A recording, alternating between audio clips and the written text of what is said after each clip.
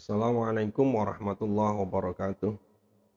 Teman-teman sekalian yang dirahmati Allah, hari ini saya akan menjelaskan tentang kepemimpinan kepala sekolah. Jika di pertemuan-pertemuan sebelumnya kita sudah membahas komponen-komponen manajemen sekolah atau komponen manajemen madrasah, mulai dari manajemen SDM, manajemen sarpras, manajemen keuangan, dan yang lainnya.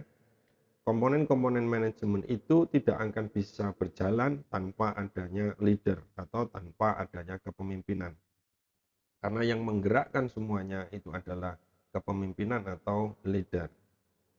Nah, karena itulah maka hari ini kita akan mendiskusikan, membahas tentang kepemimpinan kepala sekolah sebagai motor penggerak dari seluruh manajemen sekolah atau madrasah menuju pencapaian tujuan pendidikan yang telah ditetapkan atau menuju kepada visi dan misi sekolah yang sudah ditetapkan.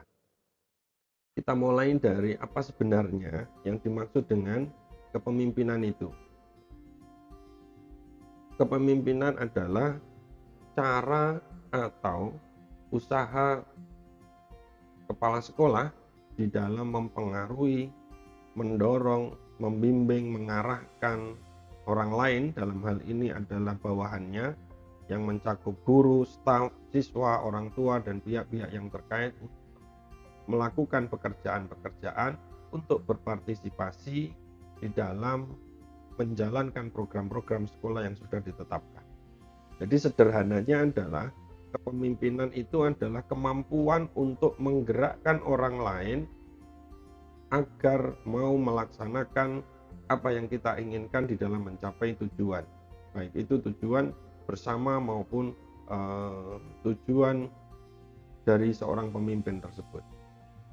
Nah, cara menggerakkan inilah kemudian yang akhirnya nanti akan menjadi bagian dari bentuk-bentuk kepemimpinan tadi.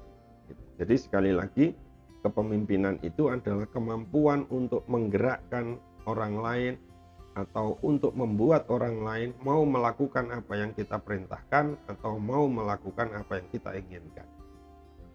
Nah, untuk menggerakkan orang lain inilah maka pemimpin ini mempunyai trik-trik, mempunyai cara-caranya masing-masing. Ada pemimpin yang ingin atau mampu menggerakkan orang dengan orasinya, ada pemimpin yang mampu menggerakkan orang lain dengan nasihat-nasihatnya, ada pemimpin yang mampu menggerakkan orang lain dengan transaksional, ada pemimpin yang mampu menggerakkan orang lain dengan sedikit memaksa. Nah, yang paling penting di sini, selama yang diperintah atau selama yang diminta itu mau menjalankan apa yang diinginkan oleh seseorang tersebut, maka seseorang tersebut bisa dikatakan memiliki kemampuan untuk memimpin, bagaimanapun itu caranya. Tentu dalam konteks ini kita akan bicara bagaimana memimpin orang lain dengan cara-cara yang baik dan benar, bukan dengan cara-cara yang tidak dibenarkan. Nah, dalam konteks inilah ada beberapa bentuk kepemimpinan. Yang pertama adalah kepemimpinan authoritarian atau kepemimpinan otoriter, ya. Kepemimpinan otoriter. Yang kedua, kepemimpinan demokratik atau kepemimpinan demokratis. Yang ketiga adalah kepemimpinan model atau bentuk laissez-faire. Ada tiga kepemimpinan ini yang secara umum mendominasi bentuk atau gaya kepemimpinan seseorang. Kita akan lihat karakteristik dari ketiga bentuk kepemimpinan ini. Yang pertama adalah kepemimpinan otoriter atau authoritarian, ya. Otoriter ini bahasa kita, istilah kita, bahasa Indonesianya adalah otoriter. Mungkin Anda sudah punya gambaran ketika mendengar otoriter ini, gitu.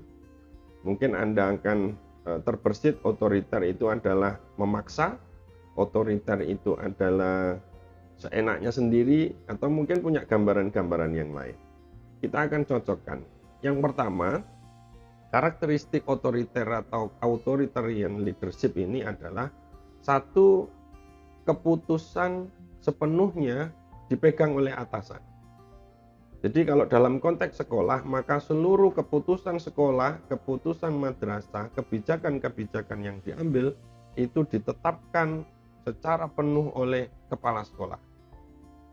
Mau ya seperti itu, tidak mau ya seperti itu. Mau ya harus dijalankan, tidak mau juga harus menjalankan apa yang sudah diputuskan oleh kepala sekolah. Nah, ini otoriter. Jadi kepala sekolah selalu mengambil keputusannya, selalu menetapkan kebijakannya tanpa mengajak atau melibatkan orang lain di dalam proses-proses pengambilan keputusan. Itu yang pertama, ciri-cirinya seperti itu. Yang kedua, setiap langkah dalam aktivitas penentuan teknis itu diberikan oleh pimpinan satu persatu setiap saat. Jadi pemimpin model authoritarian ini selain memutuskan sendiri kebijakannya atau keputusannya, di dalam pelaksanaannya juga memberikan detail apa yang harus dilakukan, menugaskan secara detail apa yang harus dilakukan kepada bawahannya setiap saat. Jadi misalnya kepala sekolah model begini ini kalau menugaskan kepada guru, maka guru itu didikte sampai detail. Membuat RPP misalnya, tugas membuat RPP. Maka guru akan diarahkan RPP-nya harus seperti ini, formatnya harus seperti ini, sistematikanya harus seperti ini, dan tidak boleh dibantah. Jadi seluruh teknis harus mengikuti arahan pemimpin. Itu namanya karakteristik dari authoritarian. Yang ketiga, sampai dengan mitra kerja. Mitra kerja oleh bawahan itu juga ditentukan oleh pimpinan. Jadi Anda harus bekerja dengan siapa, temannya siapa, mitranya siapa, timnya siapa, semuanya ditentukan oleh atasan. Kita tidak bisa untuk mengajukan atau meminta bahwa saya mau satu tim dengan si A, si B, si C, tidak bisa. Jadi semuanya sudah ditentukan oleh pemimpin atau oleh kepala sekolah tadi itu. Nah, ini yang agak tidak pas adalah model authoritarian ini cenderung untuk melibatkan pribadi. Jadi kurang objektif. Jika ada guru yang disenangi, biasanya selalu dipuji. Gitu ya. Jadi kalau ada guru yang dia tidak cocok atau dia tidak cocok kepada bawahannya, maka pemimpin tersebut akan selalu mengkritik. Tapi sayangnya dasar yang dijadikan di dalam memberikan pujian atau melakukan kritik itu tidak berdasarkan kepada indikator-indikator objektif, tetapi berdasarkan like and dislike sesuai dengan apa yang dirasakan oleh kepala sekolah atau pemimpin itu sendiri. Dan yang terakhir, karakteristik authoritarian adalah kurang bersedia berpartisipasi dalam kegiatan bawahan. Jadi kalau sudah memberikan instruksi, misalnya menugaskan guru untuk mendampingi siswa untuk berkemah, atau menugaskan guru untuk mempersiapkan siswa untuk mengikuti kompetisi, sampai dengan proses mengikuti kompetisi, biasanya kepala sekolah model begini ini dia tidak ikut berpartisipasi. Sudah ditugaskan, selesai, hanya tinggal minta laporan. Baik ya dipuji, tidak baik dimarahi. Biasanya seperti itu. Ini model kepemimpinan authoritarian. Orang seperti ini memang biasanya cenderung untuk semaunya sendiri ya. Ini dalam tanda petik ya, semaunya sendiri. Jadi apa yang diputuskan, apa yang diperintahkan, apa yang dipujikan, apa yang dikritikkan itu berdasarkan pribadinya sendiri, bukan berdasarkan kepada analisis-analisis yang objektif. Oke, ini otoriter atau authoritarian. Mungkin Anda sudah bisa bayangkan ini. Ini kepala sekolah yang kayak begini seperti apa ya? Atau mungkin membayangkan Anda punya pengalaman di bawah kepemimpinan yang model seperti ini. Model yang kedua adalah kepemimpinan demokratik atau demokratis. Mungkin ketika mendengar ini, demokratis ini, Anda terbersit bahwa kira-kira ini yang bagus. Kalau tadi otoriter, ini adalah demokratis. Model kepemimpinan ini karakteristiknya yang pertama, dia selalu membicarakan kebijakan atau keputusan yang akan diambil itu bersama dengan tim atau bersama dengan bawahannya atau bersama dengan guru. Jadi bila akan memutuskan sesuatu, misalnya ingin memutuskan bahwa apakah tahun depan ini SPP dinaikkan atau tidak misalnya, maka kepala sekolah mengajak rapat seluruh dewan guru atau mengajak rapat wakil-wakil kepala sekolahnya, mengundang komite dan seterusnya. Nah, kemudian didiskusikan, dimusyawarahkan, apakah nanti diputuskan biaya pendidikan tahun depan akan dinaikkan atau tidak. Nah, yang kedua, ketika kebijakannya sudah diambil bersama, tahapan umum untuk mencapai sasaran atau kelompok ini sudah bisa dilihat sejak awal, gitu ya. Jadi karakteristik yang kedua itu adalah kepemimpinan model demokratis ini karena didiskusikan putusannya, maka seluruh bawahan, seluruh anggota, guru, staf dan seterusnya sudah bisa melihat, oh tujuan umumnya seperti ini, kemudian sasaran yang ingin dicapai seperti ini, alasan pengambilan keputusannya seperti ini, sehingga nanti orang-orang yang terlibat atau orang-orang yang terdampak oleh kebijakan ini sudah bisa melihat tujuan umumnya. Dengan demikian maka ini meminimalisir penolakan-penolakan yang dirasakan ketika kebijakan ini akan diterapkan, karena semuanya sudah diputuskan secara bersama-sama. Selanjutnya, ini yang menyenangkan bagi bawahan adalah bawahan bisa menentukan tugas dan bisa menentukan mitra kerja sesuai dengan yang dicocokinya atau sesuai dengan karakter yang mirip lah, kira-kira begitu. Jadi misalnya Anda mendapatkan tugas dari kepemimpinan seperti ini, Anda boleh mengusulkan mitranya siapa. Saya memilih bekerja dengan tim ABCD atau DEF dan seterusnya. Berbeda dengan otoriter yang tadi diputuskan sepenuhnya oleh pimpinan atau oleh kepala sekolah. Dan yang terakhir, karena selalu mengajak bekerja sama, mendiskusikan dan seterusnya, maka biasanya kepala sekolah model demokratis ini selalu bertindak objektif. Dia membenarkan anak buahnya juga berdasarkan analisis-analisis, berdasarkan indikator dan standar yang ditetapkan, memberikan kritik juga didasarkan kepada indikator dan standar-standar yang ditetapkan. Jadi bukan didasarkan pada like and dislike. Itulah model kepemimpinan yang kedua, yakni model kepemimpinan demokratis.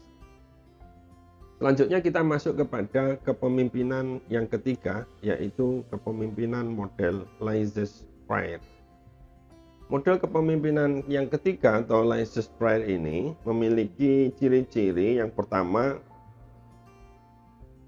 bawahan memiliki kebebasan yang penuh, ya hampir penuh lah, bisa dikatakan hampir penuh di dalam menetapkan keputusan. Jadi kalau otoriter tadi semua diputuskan oleh pemimpin, kalau laissez-faire ini semuanya ditentukan oleh bawahan. Jadi baik dan tidaknya sebuah sekolah itu ya apa kata guru, jadi bukan dibicarakan, tapi kepala sekolah menyerahkan sepenuhnya kepada para guru, para staf dan semua anak buah di dalam sekolah tadi itu. Itu laissez-faire. Pemimpin hanya memberikan pendapatnya, itu kalau ditanya aja. Kalau anak buah nggak nanya, ya sudah. Jadi misalnya kasus misalnya RPP yang tadi saya contohkan. Kepala sekolah memerintahkan pada guru untuk menyusun RPP-nya. Bagaimana formatnya, bagaimana cara mengisinya, bagaimana desainnya, nanti itu dikumpulkan model apa, dibuat online, dibuat offline, dan seterusnya, diserahkan sepenuhnya kepada guru. Selama guru tidak bertanya, Maka pemimpin tadi, kepala sekolah juga tidak menjelaskan. Karena kepala sekolah menganggap bawahannya sudah mampu, sudah memiliki kompetensi yang bagus sehingga tidak perlu memberikan penjelasan-penjelasan yang detail. Nah, namun yang sama dengan otoriter tadi adalah pemimpin jarang ikut berpartisipasi di dalam kegiatan bawahan. Cuma ini alasannya berbeda. Kalau otoriter tadi tidak berpartisipasi dengan alasan sudah memerintahkannya, sudah detail perintahnya, tapi kalau laissez-faire ini tidak ikut berpartisipasi karena memang sudah menyerahkan sepenuhnya kepada anak buah. Jadi misalnya tadi menugaskan guru untuk mendampingi siswa mengikuti kompetisi, maka bagaimana caranya, bagaimana mempersiapkannya, nanti berangkatnya naik apa dan seterusnya, seluruhnya diserahkan penuh kepada guru yang ditugaskan tadi. Pemimpin atau kepala sekolah sama sekali tidak berpartisipasi, tidak memberikan petunjuk selama guru tidak bertanya, tidak memberikan arahan-arahan. Pokoknya diserahkan penuh. Yang terakhir, karena sudah diserahkan penuh dan percaya penuh, maka pemimpin model seperti ini jarang memberikan pujian atau hampir-hampir tidak pernah memuji dan juga tidak mengkritik. Ya sudah, pokoknya diserahkan penuh laporan, serahkan penuh laporan, hanya begitu saja. Sehingga model seperti ini negatifnya adalah pemimpin seolah-olah atau terkesan tidak memiliki inisiatif-inisiatif. Ini model laissez-faire. Tetapi baiknya kalau bawahannya memang kompetensinya bagus, maka bawahan bisa berinovasi, bisa berkreasi untuk menjalankan atau merancang pekerjaan-pekerjaannya sesuai dengan seleranya masing-masing dan tujuannya bisa dicapai. Namun kalau anak buahnya itu kurang punya kompetensi yang baik, maka model seperti ini justru malah pekerjaan tidak akan berjalan dengan baik karena tidak ada arahan sama sekali dari pemimpinnya. Jadi dari ketiga model tadi, otoriter itu semua apa kata pemimpin, kalau laissez-faire itu adalah semua apa kata bawahan, sedangkan yang ada di tengahnya itu adalah demokratis. Selalu membicarakan, mendiskusikan antara pemimpin dan bawahan, mulai dari proses penetapan kebijakan, bagaimana pelaksanaannya, bagaimana dampaknya, dan seterusnya. Itulah ketiga dari gaya kepemimpinan atau bentuk-bentuk kepemimpinan. Sekali lagi, bentuk kepemimpinan yang paling utama ya tiga ini, yakni otoriter, demokratis, dan laissez-faire. Pertanyaan selanjutnya adalah dari ketiga ini, mana yang lebih baik? Apakah demokratis, laissez-faire, atau otoriter? Nah, secara umum Anda pasti cenderung untuk mengatakan demokratislah yang lebih baik karena berada di tengah. Demokratis selalu mengajak bekerja sama anak buah dan seterusnya supaya tujuannya bisa dicapai dengan baik. Kita lihat apakah memang demikian. Nah, ketika pertanyaannya adalah kepemimpinan yang paling bagus, maka saya kira itu agak sulit untuk dijawab dengan tepat atau dengan benar. Kenapa? Karena masing-masing model tadi, baik otoriter, demokratis maupun laissez-faire, punya kelebihan dan kekurangannya masing-masing. Maka yang paling tepat adalah ya bukan kepemimpinan yang paling baik atau bentuk kepemimpinan yang paling baik, namun kepemimpinan yang tepat. Sekali lagi, bukan kepemimpinan yang paling baik, tapi kepemimpinan yang paling tepat. Mengapa demikian? Kita lihat berikut. Oke, nah di dalam sebuah organisasi, apapun itu organisasinya termasuk sekolah, kita bisa lihat ini tipologi bawahan. Tipologi bawahan, tipologi anak buah, tipologi staf, tipologi guru sama. Ini ada 4 kuadran di sini. 4 kuadran. Di sini adalah 0, lebih ke kanan ini adalah lebih tinggi nilainya 1, 2, 3, 4, 5 dan seterusnya jika kita berdasarkan garis bilangan. Kemudian ke atas ini juga lebih tinggi 0, 1, 2, 3, 4, 5 dan seterusnya. Ke kanan ini lebih bagus, ke atas juga lebih bagus. Nah, berdasarkan ini maka ada 4 kuadran ini. Ya, bagaimana cara membaca kuadran ini? Kita lihat garis bilangan. Garis bilangan yang horizontal ini menunjukkan tingkat komitmen. Ya, tingkat komitmen. Ya. Yang vertikal ini menunjukkan tingkat kompetensi, tingkat kemampuan, ya, tingkat pengetahuan yang dikuasai oleh bawahan. Kalau komitmen ini adalah tingkat perilakunya, tingkat sikapnya, tingkat afektifnya dari seorang bawahan atau staf atau guru. Jadi guru itu dilihat dari dua hal ini. Yang pertama dilihat dari komitmennya, yang kedua dilihat dari kompetensinya. Dari ini kemudian muncul 4 kuadran ini. Kuadran yang pertama ini R1, kuadran R1. Kuadran R1 ini bawahan, guru, staf yang semuanya rendah, low kompetensi dan low komitmen. Kompetensinya rendah, komitmennya juga rendah. Sudah tidak bisa, pengetahuannya sedikit, sering tidak masuk, sering terlambat. Nah, itu ada di sini. R1.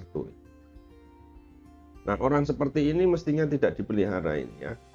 Karena ini susah untuk meningkatkan keduanya. Karena harus meningkatkan kompetensi dan meningkatkan komitmen. Oke, ini R1 ya, semuanya rendah. Kemudian R2, ini kuadran di sini, R2. Pada kuadran R2 ini komitmennya tinggi, tapi kompetensinya ini rendah. Kompetensinya ada di sini. Kompetensinya rendah, tapi komitmennya tinggi. Orang seperti ini biasanya disiplin, tanggung jawab, jarang terlambat, loyal, namun di dalam melaksanaan pekerjaan karena kompetensinya rendah sering keliru atau sering di bawah standar pekerjaan-pekerjaan. Kalau guru itu mungkin tidak pernah terlambat, disiplin, tetapi siswanya gak paham-paham kalau diterangkan oleh dia. Kenapa? Karena kompetensinya rendah. Oke, ini R2. Jadi low kompetensi, high komitmen, ya, high komitmen. Ini R2. Kemudian ada R3. Nah, R3 ini kompetensinya tinggi, komitmennya rendah. Orang seperti ini pintar, pengetahuannya luas, tapi tidak disiplin. Sering terlambat. Tapi sebenarnya adalah dia pintar, gitu. Pengetahuannya luas, tapi ndablek, bahasa Jawanya itu ndablek. Sakjane pinter tapi ndablek. Nah, ini R3 ini. Yang terakhir ini yang bagus semua. Kompetensinya tinggi, komitmennya tinggi. Nah, ini yang paling bagus, sempurna, ideal. Dia pintar, pengetahuannya luas, skillnya banyak, disiplin, tanggung jawab, dan seterusnya. Orang seperti ini yang kita cari. Gitu. Nah, tetapi apapun organisasinya, kita akan ketemu 4 model orang seperti ini. Saya tidak tahu Anda model yang mana. Semoga Anda model di R4 ini. Gitu. Kalau Anda jadi pemimpin nanti, pasti akan menemui model-model ini. R1, R3, R2, R4. Nah, menghadapi bawahan yang kayak seperti ini, tidak bisa seorganisasi itu R4 semua. Pasti ada R3, R2, R4. Kalau bisa jangan ada R1 ya. Nah, ini nanti mengatasinya adalah di manajemen SDM yang kita sudah diskusikan. Dengan seleksi yang bagus, maka kita berharap tidak memiliki bawahan atau staf di R1 ini. Minimal R2 atau R3. Kalau bisa R4 semuanya, itu yang diharapkan. Tapi faktanya bahwa ini ada semuanya di organisasi kita ini jenisnya macam-macam. R2, R3, R4. Karena bawahannya berbeda, maka cara menghadapinya juga berbeda. Nah, disinilah maka tadi saya mengatakan bukan gaya atau bukan bentuk kepemimpinan yang paling bagus, tetapi adalah bentuk kepemimpinan yang paling tepat dengan tipologi bawahan ini. Kita lihat ini. Nah, ini yang R1 tadi. R1 tadi itu yang rendah semuanya, kita sebut dengan, kalau guru kita sebut dengan guru drop out. Komitmen rendah, kompetensi rendah. R2 ini kita sebut guru tidak fokus. Ya, guru tidak fokus. Ini kurang air putih ini ya kira-kira. Jadi dia disiplin, tanggung jawabnya bagus, tapi pengetahuannya sedikit. Salah terus pekerjaannya, tidak sempurna terus pekerjaan. Nah, yang R3 ini guru pengamat analitis atau disebut dengan guru kritikus. Karena dia pintar, suka memberikan usulan-usulan, suka mengkritik, tapi dia sendiri biasanya tidak melakukan apa yang diusulkan, tidak menjalankan apa yang dikritikkannya, gitu. Usulan-usulannya banyak, tapi jarang masuk, atau sering terlambat, atau tidak disiplin, dan seterusnya. Nah, yang paling bagus R4, guru profesional. Ini yang kita cari, semuanya bagus. Nah, dari R1, R2, R3, R4, ini menghasilkan model seperti ini. Ini yang disebut dengan situational leadership. Ya, situational leadership. Kita lihat di sini bahwa ini performance readiness. Ya. Performance readiness ini adalah performance anak buah tadi yang ada 4 tadi.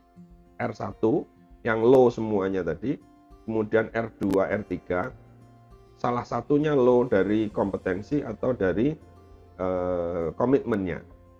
R4 ini high semuanya, kompetensinya tinggi, komitmennya juga tinggi. Nah, dalam konteks ini, maka disinilah kita harus bisa bergerak kepemimpinan kita itu. Bergerak dari tengah, demokratik, bergerak ke kanan, otoritarian, bergerak ke kiri, laissez-faire. Jadi kita tidak bisa berada pada posisi laissez-faire terus-menerus, demokratik terus-menerus, atau otoritarian terus-menerus. Gitu. Nah, yang tabel atas ini kita lihat. Ini di sini kita lihat ada delegating ya, atau delegasi. Kemudian ada partisipasi, kemudian ada selling, ini diskusi, kemudian telling, ini adalah detail ya, memberikan perintah-perintah yang detail. Perintah-perintah yang detail tadi itu. Nah, ini kurva ini menunjukkan bahwa ketika ada pada posisi ini yang ada garis putus-putus, ya, garis putus-putus tadi, ini orang yang seperti ini, R4 ya, R4 ini maka kita harus lebih banyak mendelegasikan, ya, lebih banyak delegasi. Kenapa?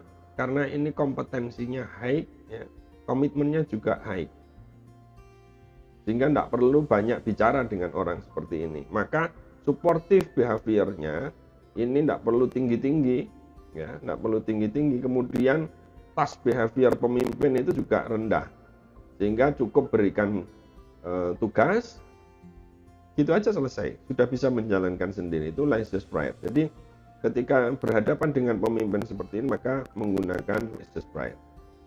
Kemudian jika berhadapan dengan yang R3 ini yang pinter tapi kurang disiplin tadi itu, maka lebih banyak menggunakan model penggerakan partisipatif.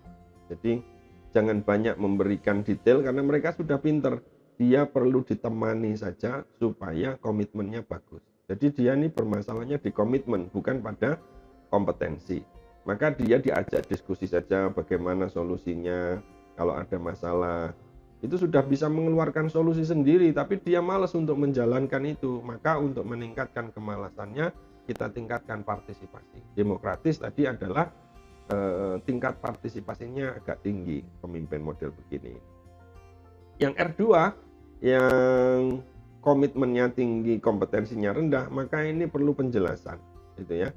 Perlu penjelasan secara lebih detail, gitu ya. Ini istilahnya selling di sini. Pemimpin memberikan keterangan, prosedur dan seterusnya. Kalau sudah diterangkan prosedurnya paham, maka ini mungkin tidak perlu ditemani karena dia komitmennya sudah tinggi. Tidak mungkin dia bolos, tidak mungkin dia belum waktunya pulang-pulang, tidak mungkin. Dia persoalannya adalah pada prosedur yang belum dipahami. Kalau prosedur bisa paham, maka selesai urusan. Yang bermasalah adalah di sini. Semuanya rendah, komitmen rendah, kompetensi rendah, maka ini harus agak otoriter. Kalau tidak dipaksa orang ini juga tidak jalan. Dipaksa sudah berjalan, tapi juga harus ditunjukkan bagaimana cara melakukannya secara detail. Kalau hanya dipaksa saja dia berjalan, tapi setelah berjalan dia bingung apa yang mau dilakukan. Nah, gitu. Maka disinilah kita berdasarkan ini ada pendulum yang harus bergerak dari tengah ini, bergerak ke kiri, bergerak ke kanan, tergantung kepada bagaimana kondisi anak buah kita.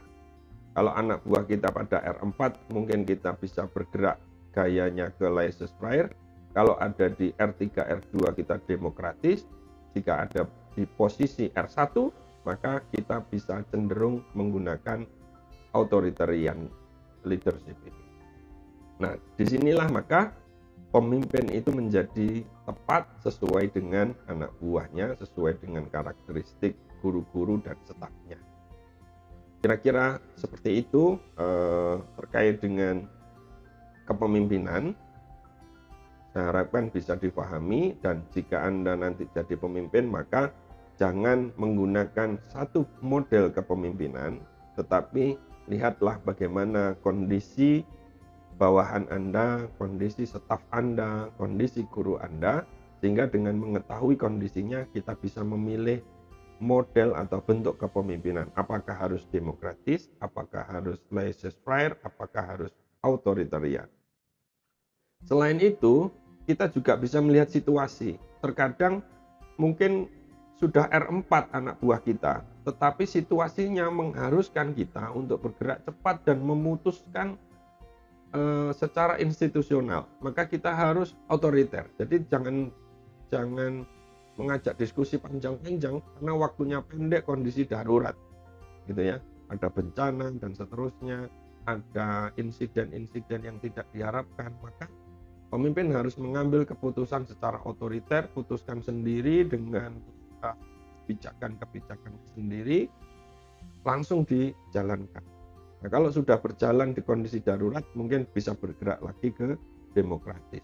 Kalau kondisi sudah bagus, bergerak lagi ke laissez-faire. Itu juga sebaliknya.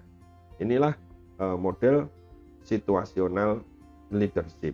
Kepemimpinan berdasarkan siapa yang dihadapi, kepemimpinan berdasarkan dengan situasi-situasi yang dihadapi, sehingga pilihan-pilihannya. Sebagai penutup, teman-teman sekalian, saya tampilkan quote ini. Menurut Maxwell, pemimpin yang baik ini pemimpin yang tahu jalan yang benar, mengambil jalan yang benar tersebut, dan menunjukkan kepada orang lain jalan yang benar tersebut. Terima kasih. Cukup sekian terkait dengan leadership, semoga bisa dipahami. Jika ada yang ditanyakan, silahkan dikirimkan di Google Classroom pertanyaan-pertanyaan Anda. Akhirul kalam, ihdinas siratal mustaqim.